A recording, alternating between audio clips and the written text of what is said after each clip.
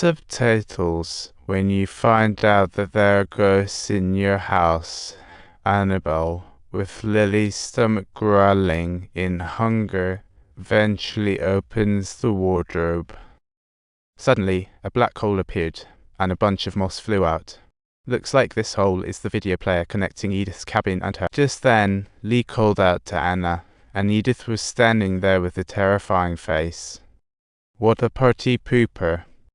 Back downstairs, Anna felt a bit puzzled, so she asked Lee, "Who on earth is the mom you guys are talking about?" But Lee kept it a secret to protect Anna. Seeing it wasn't getting anywhere, Anna reluctantly called the doctor. She didn't know the doc was as cold as ice cream. No answer. By chance, she noticed the treatment records left by the doctor on the table, mentioning Edith's name, and discovered a photo Lee had seen. I finally got it. The woman in her dream was Edith. Realizing that the doctor might be out of the picture, she prepared to enter the rehab center, saw staff looking grim, and Anna knew trouble loomed. They stormed the doctor's office and seized all the diagnostic materials. Meanwhile, Mountain was sketching his dreams in the hospital. Coincidentally, she found photos taken by two old guys, one of which matched her dream exactly.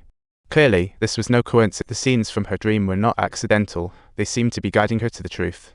Realizing this, she quickly processed her discharge paper. She was ready to drive to the bridge in the photo. Meanwhile, Anna was home reviewing investigation materials and found Lee's story. It matched her dreams perfectly, but this time Lee spilled the beans about the story of Edith jumping off the cliff she fell while holding her baby. She dove into the water only to find her baby gone, and her motherly love slowly turned her into a restless spirit, wandering the earth. She searched for her lost child, and through the photos, we saw her kid dangling from a branch on the way down. What a tragedy. Eventually, some church folks found the kid's remains and sadly buried them. But Edith had no idea, just wandering the woods for centuries. She kept searching for her child, and by coincidence, stumbled upon the Lee sisters, pouring all her motherly love onto them. From thence, she led two daughters living in the dark, occasionally munching on cherries, but ended up crawling on all fours and became a monster. The deepest horror often springs from the rawest love. At this moment, a Jen arrived at Anna's home, ready to film evidence of child abuse. On the flip side, Lee noticed the wardrobe door creaked open, sensing trouble in the air, and indeed. Subtitles: Could it possibly be that Mom has come out?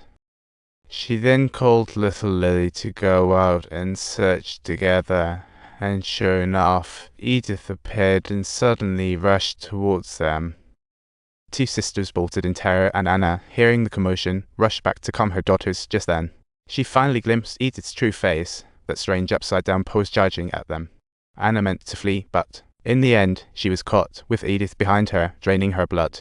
Lee stepped in, urging Mom not to harm the innocent ones. Sure enough, Edith stopped, turned to Lee, and plucked her eyes out, while Jen also heard the screams from the house. They entered the house, attracting Edith's attention, and suddenly a pile of hair crawled towards Jen. With a scream, Jen was killed. Lee heard it and knew Mom would do anything for her kids. To find out, she went downstairs and saw Jen twitching all over, covered in blood. What a Halloween party. Sure enough, upon turning around, Edith occupied Jen's body, trying to become human again and Lee's mom. But her resentments had turned her into a restless spirit.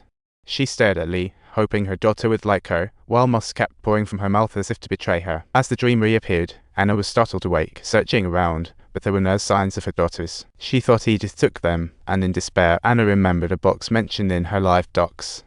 The box was what we earlier called Edith's fabric palace. She grabbed it and, following a map, drove into the forest. Unexpectedly, she ran into Mountain along the way and told him about the kids getting snatched. The two rushed to the forest cabin, and just as they entered, they saw a woman standing in the center. A gentle touch revealed a Jen, now a mummy. Passing the cabin, they found Edith with the kids. Standing at the edge of a cliff, they rushed over to wake the girls, but Edith showed up out of nowhere.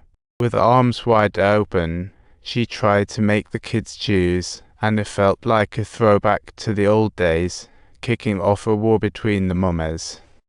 Both sides battled for the kids, and when Edith decided to pounce on Mountain, Anna let out a furious shout. She opened Edith's fabric palace, revealing the skeletal remains hanging on a branch, exactly what Edith had been searching for all these years. No longer a vengeful spirit, she's a mother yearning for a child.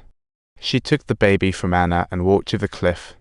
Looking at the child's bones, she knelt down, releasing her obsession filled with guilt. Slowly tears streamed down her face. Just as she believed everything had come to an end, suddenly, little Lily cried out, "Mom." It appeared that Lily now regarded Edith as her real mother. Growing up, she regarded Edith as her real mother.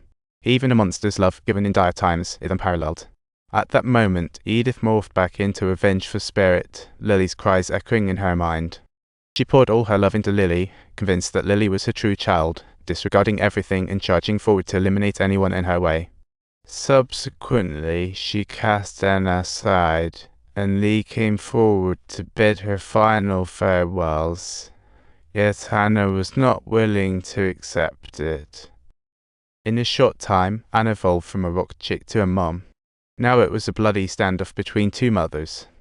One desperate to possess her children, the other fighting to save her wounded soul as Edith led her two daughters to the cliff's edge.